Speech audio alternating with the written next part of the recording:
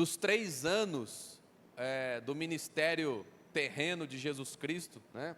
Dos 3 anos que ele esteve ali por Israel, pregou, né? E todas as coisas que ele fez, a maioria do tempo, Jesus passou ali na região da Galileia, né? As margens do Mar da Galileia, que é apesar de ter o nome de Mar da Galileia, ou Mar de Tiberíades, também conhecido como Lago de Genezaré, ele não é um mar, né? É um lago de água doce, muito, muito grande, né?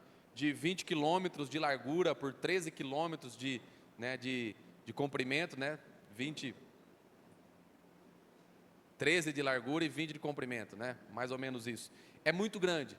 E ali havia alguns pequenos vilarejos em volta do mar, onde se estabeleceram ali algumas pessoas na Galileia. Tem ali algumas cidades conhecidas que Jesus passou a grande maioria do tempo. Por exemplo, a cidade de Betsaida, né? Ficava ali mais ao norte do mar. Era a cidade de Pedro, onde Pedro, né, era natural. Um pouquinho descendo, um pouquinho mais, havia a cidade de Cafarnaum, que era onde Pedro morava naquele momento, e era conhecido como o quartel-general de Jesus Cristo. Ele ficou a maioria do tempo, ele ficava na cidade de Cafarnaum, e ali ele realizou muitos milagres na sinagoga e tudo mais. Também tinha a cidade de Genezaré e a cidade também de Tiberíades.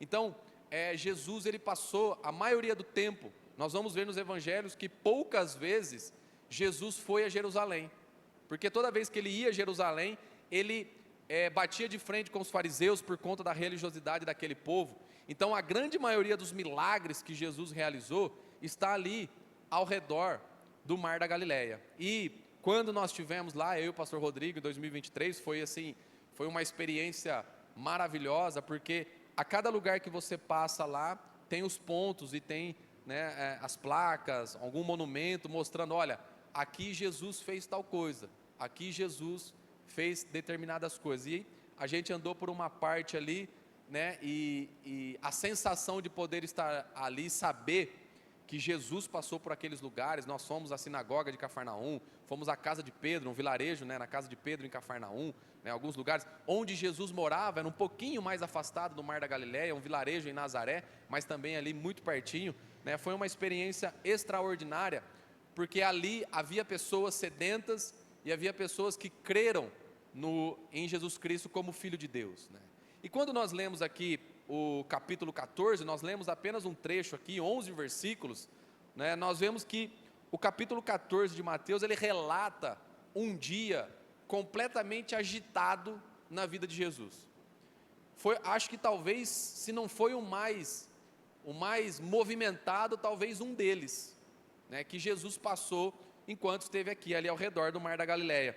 Nós vamos ver lá no começo do capítulo, que Jesus, ele recebe a notícia da morte de João Batista. João Batista morreu, Herodes mandou matar, decapitá-lo e tal, né? Jesus recebe a notícia que João morreu, ele pega um barco ali no Mar da Galileia, e ele vai sozinho, a um lugar deserto, fica ali no meio do mar, sozinho, sem os discípulos, sem ninguém. E ali a Bíblia não diz o que ele fez, o que ele falou. Eu imagino que ali Jesus orou, ali Jesus chorou, né, pela morte do seu primo, né, João Batista e tudo mais, sabendo que ele, sendo Deus, poderia trazer João Batista novamente à vida, mas aquele não era o propósito de Deus para aquele momento. E Jesus passa um determinado tempo ali sozinho no meio do mar. Quando ele volta, né, à beira da praia, à beira do lago ali, multidões estão esperando por ele, e ali está todo tipo de pessoas, enfermos, pessoas que estão oprimidas e tudo mais, e tinha milhares de pessoas esperando por Jesus. E quando Jesus chega, desce do barco, ele começa a abençoar e curar todas as pessoas que estão ali, né? E aí o dia vai passando, nós não sabemos exatamente que horas, o dia vai passando, a tarde vai chegando, de repente os discípulos chegam para Jesus e dizem: Jesus, olha, já está ficando tarde, é um lugar aqui um pouco deserto, o que o senhor acha de mandar todo mundo para casa, né? Imagino que os discípulos talvez estivessem cansados. Aí eu pedi para colocar essa imagem que mostra exatamente como é o Mar da Galileia, e em volta do mar ali, regiões montanhosas. Então, para você caminhar por fora, hoje tem estradas, nós andamos por estradas, mas na época de Jesus, para você andar por esses terrenos aí era muito difícil. Então, qual que era a forma mais fácil de você de você ir de uma cidade para outra, que ficava às margens, você ia de barco, era mais fácil de barco. E Jesus está ali, finzinho da tarde, os discípulos falam: Jesus, está tarde, esse povo tem que ir embora, o lugar aqui é distante, é deserto, o povo está com fome, não tem comida para todo mundo. Jesus falou: não, vamos dar um jeito, distribui aí, o que nós temos? Temos aqui alguns pães, alguns peixes, e ali no finzinho da tarde, Jesus faz a multiplicação de pães e peixes. Todo mundo come, a Bíblia diz que havia ali 5.000 homens, fora mulheres e crianças. Então, podemos dizer que, sem sombra de dúvida, que havia ali pelo menos umas 10.000 pessoas, ao redor da praia, esperando por Jesus, e ele curou e abençoou todas. Depois que ele termina de realizar esse milagre, eu imagino que os discípulos param e pensam: olha, acho que por hoje deu, por hoje deu, acabou, vamos para casa, vamos descansar, hoje, amanhã a gente continua, De repente Jesus olha para eles e fala assim: ó, faz o seguinte, muito provavelmente Jesus estava em Betsaida com eles, do lado de lá, Jesus fala para os discípulos: olha, entrem no barco e atravessem para o outro lado. Atravessar para o outro lado não significa que eles foram no meio do lago, de um lado para o outro, mas foram de uma margem para outra, de uma cidade para outra. Muito provavelmente de Betsaida eles foram para Genezaré, ou para Tiberíades. E aí Jesus diz: olha, vão vocês, que eu encontro vocês lá. Vai indo na frente, Já passou por isso alguma vez? Vai indo que eu encontro vocês lá. Depois eu te encontro. E os discípulos percebem que o texto começa dizendo o seguinte: Jesus insistiu para os discípulos. Significa o quê? Que muito provavelmente os discípulos estavam falando: não, Jesus, a gente fica aqui com você. Sabe por quê? Porque lá no capítulo 8 de Mateus, teve um outro momento que eles andaram pelo mar, que eles navegaram pelo mar da Galileia. E sabe o que aconteceu? Eles enfrentaram uma tempestade. Só que Jesus estava dentro do barco, só que ele estava dormindo. E aí eu imagino que os discípulos parando pensando assim: poxa, da outra vez ele mandou a gente ir para o barco, nós enfrentamos uma tempestade, mas ele estava dormindo, agora ele está mandando nós ir sozinho, sem ele. E Jesus insistiu que eles fossem. Só que eles foram para o mar, e Jesus subiu ao monte para orar. Logo depois aqui, a margem do mar da Galileia, tem um monte conhecido como Monte das Bem-aventuranças, onde Jesus pregou o sermão da montanha. O texto diz que Jesus foi para o monte orar. Depois de um dia, de tudo que Jesus passou, de tudo que ele viveu, ele ainda foi no finalzinho do dia, foi para o monte orar. E depois o texto já corta para alta madrugada, ou algumas versões, 3 horas da manhã, os discípulos ainda estão no lago. Algumas versões da Bíblia vão dizer que ao cair da tarde, por volta de 6 horas da tarde, Jesus fala para eles ir para atravessar para o outro lado. E o texto diz que Jesus encontra eles andando sobre as águas às 3 horas da manhã, alta madrugada. Ou seja, se às 6 horas da tarde eles entraram no barco, eles estavam navegando, fazia 9 horas já, para atravessar um trecho ali dentro do mar da Galileia. E o texto diz que o vento era forte, havia ali uma tempestade, estava chovendo muito. Se você olhar ali aquelas montanhas atrás, é conhecido como as montanhas de Golã. Ali é uma região que está sol, está tudo tranquilo, por conta das montanhas ela segura os ventos, rapidamente se forma uma tempestade. É muito comum uma tempestade se formar no meio do mar da Galileia, tanto que os próprios discípulos enfrentaram pelo menos 2 vezes, E eles passaram por essa tempestade enquanto Jesus estava no monte orando. Enquanto Jesus orava, os discípulos enfrentavam altas ondas, fortes ondas no meio do mar. E aí a pergunta que a gente sempre faz é assim: por que Jesus permite que nós passamos por determinadas situações? Porque nós vamos ver depois que Jesus, quando chega no barco, o que ele faz? Ele acalma a tempestade, não é isso que ele faz? Ele acalma os ventos. E aí a pergunta que fica, se você nunca se perguntou, eu já me perguntei: Jesus, se o Senhor tinha o propósito de encontrar com eles e acalmar a tempestade, por que já não acalmou antes? Porque enquanto o Senhor estava lá no monte orando, o Senhor já não deu a ordem, falou: eu sei que os discípulos estão no meio do mar lá, eles estão enfrentando uma tempestade, tempestade, aquieta aí, porque os meus discípulos vão ficar com medo lá. né? Por que Jesus permite a gente passar por determinadas situações, sendo que Ele vai fazer alguma coisa? Jesus, Ele foi acalmar a tempestade. E o tema da mensagem é exatamente enfrentando as tempestades da vida. Porque assim como os discípulos, nós enfrentamos algumas tempestades, enfrentamos situações adversas na vida, momentos difíceis na nossa vida. E aí quando eu me perguntei para Jesus, por que Ele permite a gente passar, sendo que depois Ele vai fazer? Um exemplo, por que Jesus permite a gente passar por uma enfermidade, se depois Ele vai curar? Por que Ele deixa a gente ter a enfermidade, passar por uma série de coisas, sendo que o propósito dele é curar da enfermidade? Por que Jesus permite a gente passar por alguma coisa, sendo que lá na frente Ele vai fazer? Por que já não faz de uma vez? Por exemplo, nós esperamos por 3 anos para nascer a Bia, a primeira filha.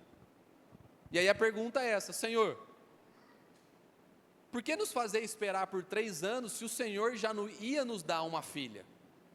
O Senhor já ia nos dar filhos, por que nos fazer esperar por 3 anos? Por que fazer Abraão esperar 25 anos? Por que deixar a gente enfrentar tempestades, sendo que o propósito do Senhor é acalmar as tempestades? É realizar um milagre na nossa vida. Você crê que Deus pode fazer milagre, não? Amém? Então, sabe por quê, meu irmão? Porque é durante as tempestades, é durante esses momentos que nós aprendemos lições extremamente valiosas para as nossas vidas. São no meio das tempestades, não é no meio da calmaria, não é no meio da calmaria que a gente aprende, é no meio das tempestades. Existe uma frase aí, né, um pouco famosa, que diz o seguinte: mar calmo, né, não faz marinheiro bom, não forma bons marinheiros. Mas aí a gente fala para Jesus: Jesus, mas quem disse que eu quero ser marinheiro? Quem foi que disse? Eu quero calmaria. Quem falou que eu quero navegar por águas turbulentas? Eu quero, calmaria. O dia que nós fomos ali no Mar da Galileia, eu olhei aquilo e falei: eu não consigo acreditar que esse lugar aqui tem tempestade. Uma calmaria assim, do jeitinho que está ali. Nada, você não ouvia nem o barulho do vento. Só as águas para lá e para cá assim, devagarzinho, tranquilo. E aí, se Deus quiser, eu vou estar lá de novo em janeiro, vou fazer muitos vídeos, quem quiser acompanhar, né, e viajar junto comigo pela internet, vai se preparando aí, porque nós vamos ter um grupo aí que estaremos em Israel novamente em janeiro, né? E aí alguns irmãos vão poder ver isso que eu estou falando. Mas é durante as tempestades que Jesus revela segredos importantíssimos e poderosos para nós. E eu quero dar 2 lições aqui para a gente, né? 2 lições que nós aprendemos durante as tempestades, enquanto estamos enfrentando tempestades. E a primeira lição, se você quiser anotar, vai ser projetado aqui, né? A primeira lição é que durante a tempestade, Deus, Ele revela o seu poder. É no meio das tempestades que Ele revela o seu poder. Nós vemos aqui que Jesus deixou os discípulos sozinhos. Eles foram para o meio do mar sozinhos. E ali a maioria deles eram pescadores. O Mar da Galileia era o local de trabalho de Pedro, Tiago e João.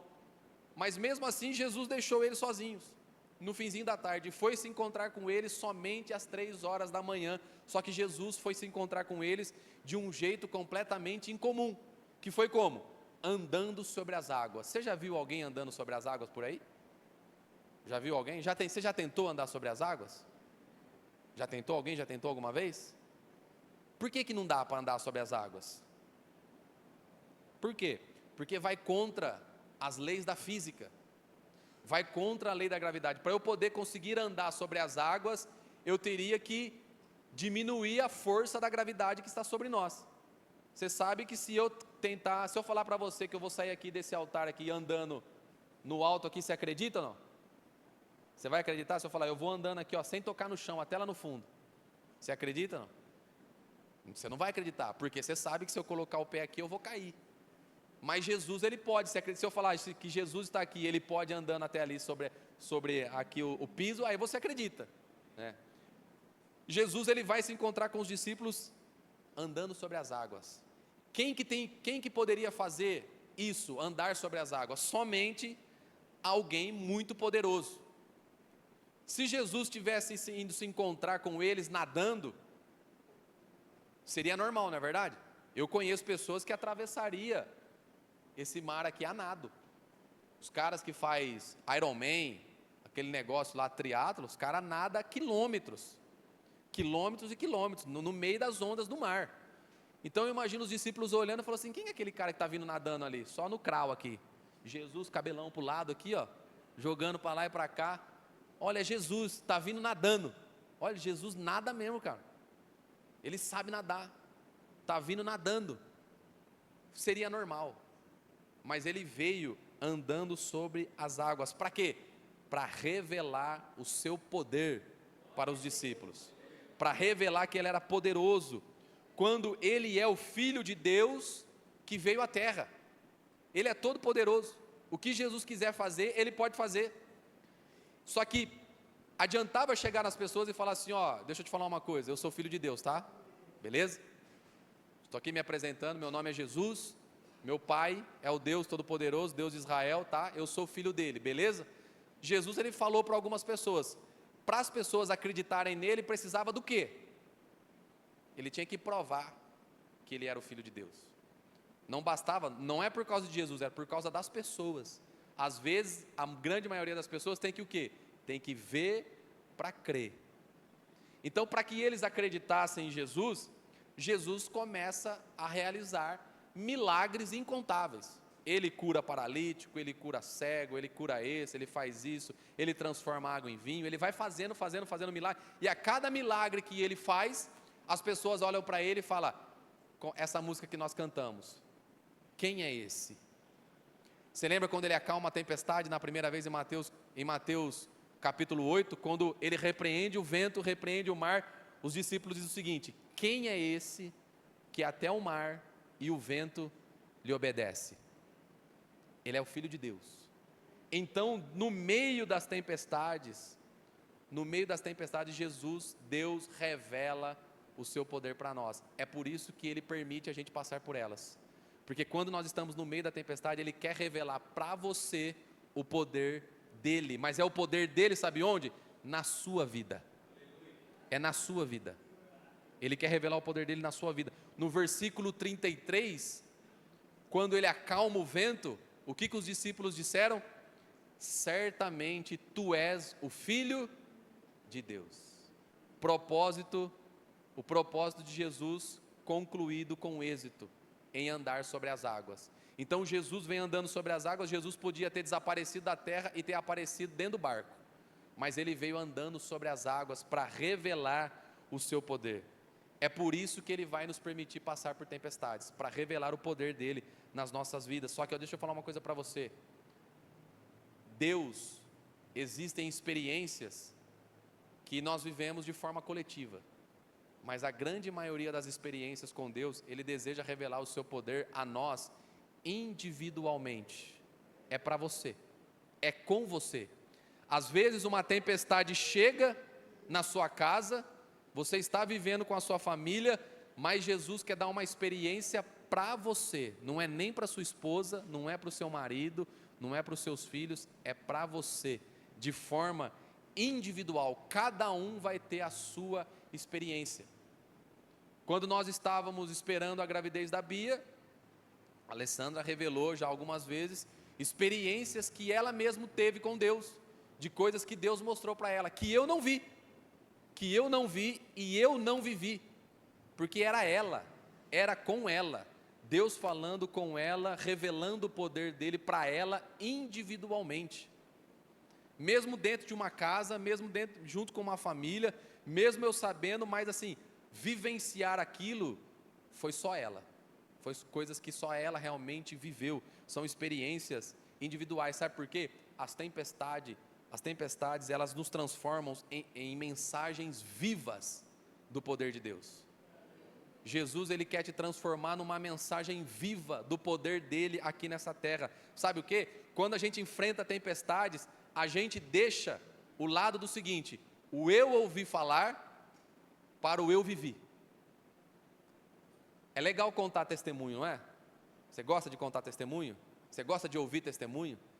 Você gosta de ouvir a gente falando assim, olha, pessoas estavam doentes, foram curadas, Deus realizou um milagre.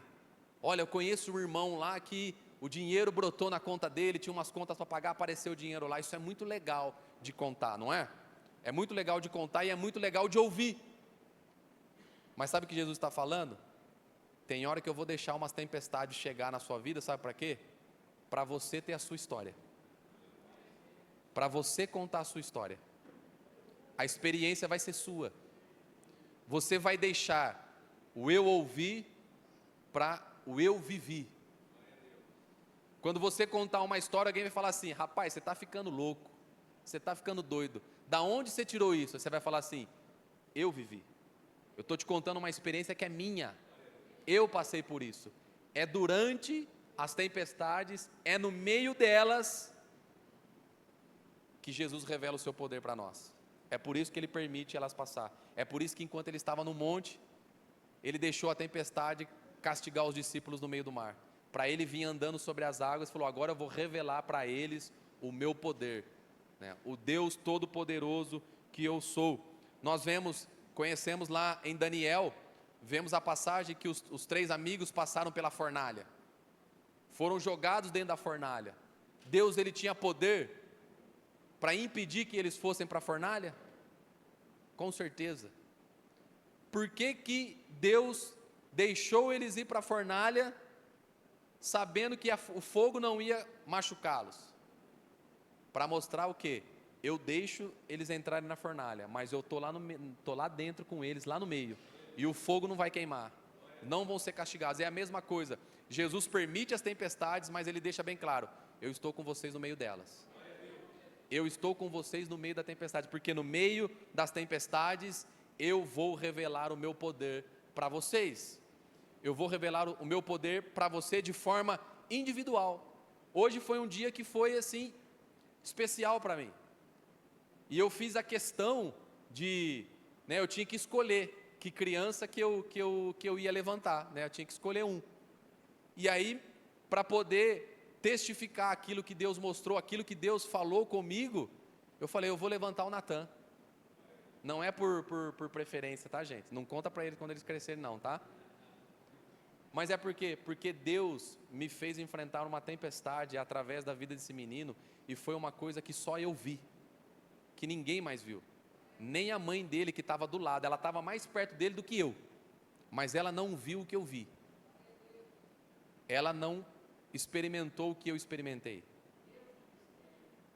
Ali, quando aquela tempestade se levantou, e eu vi um menino saindo todo roxinho, parado, sem movimento nenhum, toda aquela loucura que eu já contei aqui, do centro cirúrgico e tudo mais, leva ela para lá, sangramento, aquela coisa toda, um desespero, caindo, instrumento da cirurgia caindo no chão, pareciam batendo panela, um negócio assim, médico para lá, um médico grita com o outro, um médico andando devagar, o outro fala, me deu esparadrapo, o outro traz a linha, traz não sei o que, uma loucura. Eu vendo o balão de oxigênio na boca do menino, não via ele, mas via que tudo aquilo que estava acontecendo em volta, e o Senhor falando comigo naquele momento, na porta do negócio, falando, profetiza a vida sobre ele, profetiza. Foi uma experiência que Deus permitiu que eu passasse, era para mim, o vento era contrário, as ondas estavam muito fortes, mas naquele momento, eu estava sozinho, não tinha ninguém, eu estava assim como os discípulos, sozinho no meio do mar. E sabe o que Jesus fez? Para mim, Ele veio andando sobre as águas, porque Ele revelou para mim o poder dEle, porque eu ouvi os médicos falando, parada cardiorrespiratória, e enquanto eu orava, e enquanto eu cantava, eu fui ouvindo os médicos falar, ele voltou, está estabilizado. Para mim ali naquela tempestade, foi quando eu vi Jesus andando sobre as águas, é no meio da tempestade, que Ele revela o seu poder sobre a sua vida. Então, meu irmão, não despreze as tempestades. Quando a tempestade formar sobre a sua vida, saiba de uma coisa, Jesus está querendo revelar o poder dele na sua vida. Não é para te matar, não é para te naufragar, não é para te matar afogado, é para te fazer conhecer ainda mais o poder dele, em nome de Jesus. Em segundo lugar, por que Jesus permite as tempestades? Qual a lição que a gente pode aprender? As tempestades são oportunidades para o sobrenatural de Deus. É no meio das tempestades que Deus nos dá a oportunidade de viver o sobrenatural. Você sabe o que é sobrenatural? Sobrenatural é tudo que está acima do natural. É tudo que o homem, a ciência ou qualquer outra coisa não consegue explicar. O sobrenatural é inexplicável. O natural, sabe o que é o natural? É você pegar um óvulo que se encontra com um espermatozoide. O natural vai fazer o quê? Eles vão se encontrar e vai surgir um bebê. Isso é natural. Isso é a natureza que Deus criou. Agora, o sobrenatural está além disso, está acima. O sobrenatural é o seguinte: é um homem que não pode ter filho, uma mulher que não pode ter filho, vão ter filho. É um homem de 100 anos como Abraão, uma mulher de 90 anos como Sara, gerando um filho na sua velhice. Esse é o sobrenatural de Deus. Durante a tempestade, Jesus ofereceu uma oportunidade aqui. E essa oportunidade foi dada a Pedro. Porque ele veio andando sobre as águas, e eles acharam que era um fantasma, e você concorda comigo que você imagina, no meio da noite, uma escuridão, no meio do mar, você não consegue enxergar um palmo na sua frente, não tinha luz, não tinha nada aqui, você vê uma pessoa andando por sobre as águas. A primeira coisa que você vai pensar é um fantasma, para depois achar que é o Filho de Deus. Os meninos aqui estavam apavorados, com medo. E aí Pedro falou: é você mesmo, Jesus? Se for, me faz ir andar e me encontrar contigo sobre as águas também. Jesus não falou assim para Pedro: não, Pedro, você está achando que você é quem? Andar sobre as águas é só para o Pai, né? É só para o Filho de Deus. Você está achando que você é quem na fila do pão, Pedro? Você ainda vai até me negar daqui a pouco, ainda você quer andar sobre as águas? Não. Jesus poderia ter feito, mas a tempestade, Jesus oferece uma oportunidade. Ele fala assim para Pedro: Pedro, vem, pode vir. O poder que está sobre Jesus agora está sobre Pedro. E Pedro começa a andar sobre as águas. Eu vou perguntar uma coisa para você. São aproximadamente 2.000 anos de igreja, 2.000 anos de evangelho. Qual outra pessoa no mundo todo você conhece que andou sobre as águas? Além de Pedro. Conhece alguém ou não? É no meio das tempestades que a oportunidade de viver o sobrenatural aparece. Quando nós estamos enfrentando uma tempestade aqui, nós temos duas opções. Os discípulos ali, eles tinham duas opções: abandonar o barco e tentar sair nadando, ou esperar pelo milagre. No meio da tempestade é o que nós podemos fazer: ou se abandona o barco, ou você espera um milagre acontecer. Foi o que Pedro fez. Porque abandonar o barco significa perder a oportunidade de ver Deus agir através do sobrenatural, de forma sobrenatural. Eles podiam olhar para aquilo e falar: realmente é um fantasma. Abandonar o barco, todo mundo pular para o barco e cada um sair nadando para um lado e tentar sobreviver. Paulo enfrentou um naufrágio, foram nadando até chegar na praia. Os discípulos aqui tiveram a mesma oportunidade: ou a gente abandona o barco, ou a gente escolhe esperar e viver o sobrenatural de Deus. Só que para viver o sobrenatural, meu irmão, é preciso ter coragem. Sabe por que é preciso ter coragem? Qual que é o lugar mais seguro naquele momento? Tenta imaginar um momento aqui, o lago. Você está no meio do barquinho, no meio do barco. Vamos imaginar que você está fazendo um cruzeiro. Estou profetizando sobre a sua vida, hein? Você está fazendo um cruzeiro, está no meio do nada. E aí você olha pela janela do cruzeiro, você está vendo alguém andando no meio do mar, um monstro no meio do mar. E aí tem uma tempestade se formando. Qual que é o lugar mais seguro para ficar?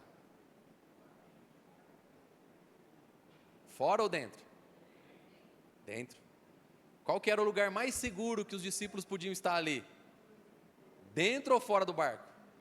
Fora do barco tinha fortes ondas, ventos e um possível fantasma.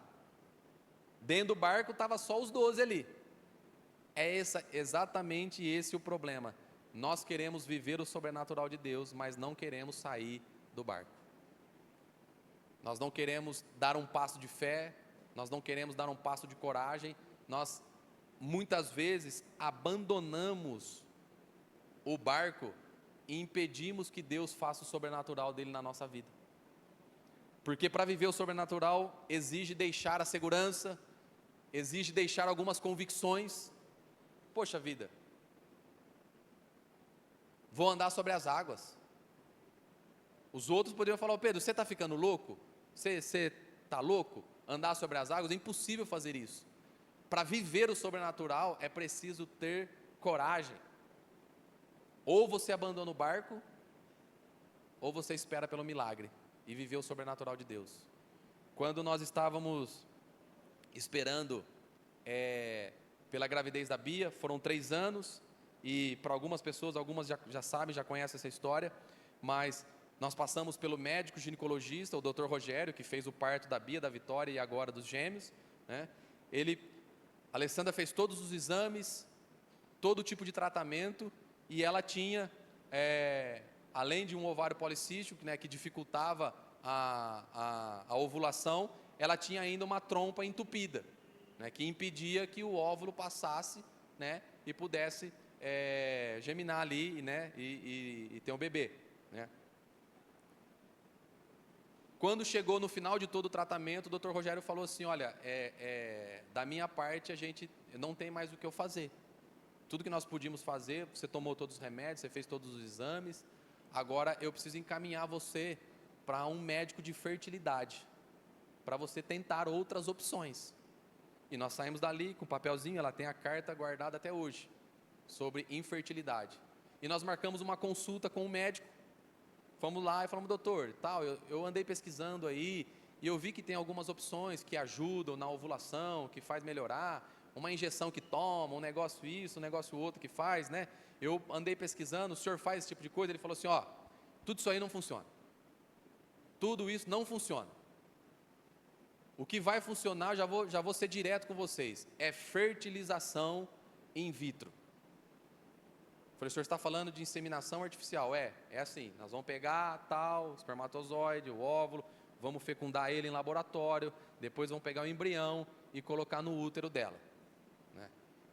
E custa R$20.000, isso lá em 2018, eu falei para ele: vê 3 para mim então, separa 3, falou: é R$20.000 e tem 45% de chance de sucesso, 45%. Naquele momento eu estava no meio do barco. Ali eu tive que tomar uma decisão. Ou eu falava para o médico: beleza, pode marcar o dia, desistir do barco, pular do barco e falar: pode marcar. Ou eu tinha a opção de escolher viver o sobrenatural de Deus, esperar pelo milagre. E foi o que nós decidimos fazer, esperar pelo milagre.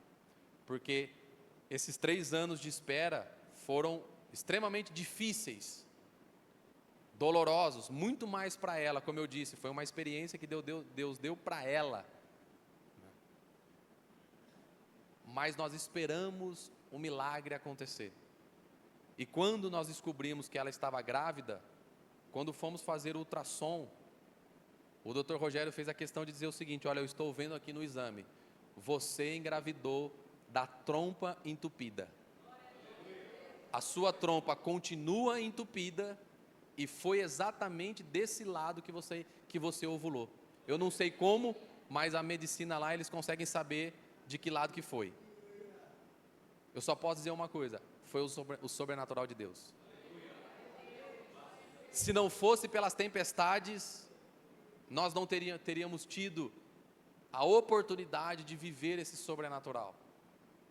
A Bia, se você conversar com ela, se você perguntar para ela, ela vai falar exatamente isso. Ela vai falar: olha, eu sou um milagre, porque nós contamos para ela. Hoje ela já tem 6 anos, ela sabe da história com todos os detalhes. Ela sabe: eu sou um milagre. Da mesma forma que eu contei para ela o que aconteceu com o Natan. E você tem que ver assim que coisa extraordinária, porque enquanto eu contava para ela o que aconteceu, ela começou a chorar.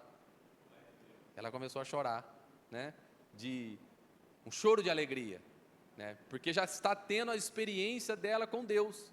Então, a tempestade é uma oportunidade para a gente viver o sobrenatural. Não despreze as tempestades. Não acha que Deus não está vendo o que você está passando. Não acha que Jesus está dormindo no meio do barco. Ele está vendo o que nós estamos vivendo. Permita que Ele trabalhe na sua vida, no meio da tempestade. Sabe por quê? Dias difíceis, tempos difíceis, momentos difíceis, são momentos perfeitos para Deus realizar um milagre na sua vida. Os milagres vão acontecer em dias de tempestades. Não vai ser em dias de calmaria. Não vai ser em dias de bonança. Se tudo estiver bem, não há necessidade de milagre. Não há necessidade de viver o sobrenatural. Quando tudo está bem, quando a gente está vivendo bem, está tudo tranquilo, está tudo calmo, você fala assim para Jesus: Jesus, ó, está tudo calmo aqui, está tudo tranquilo, o que o senhor acha de mandar uma tribulação aqui para a gente poder, né? Alguém já fez isso ou não?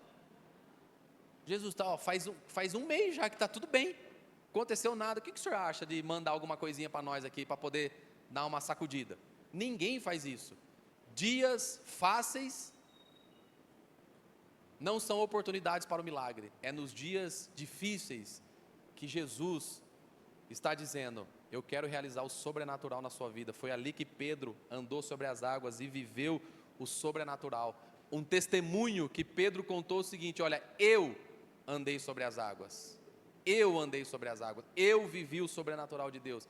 É assim que Ele fez com Pedro, é assim que Ele fez com a gente, é assim que Ele quer fazer na sua vida. Em nome de Jesus. Fica de pé, por favor.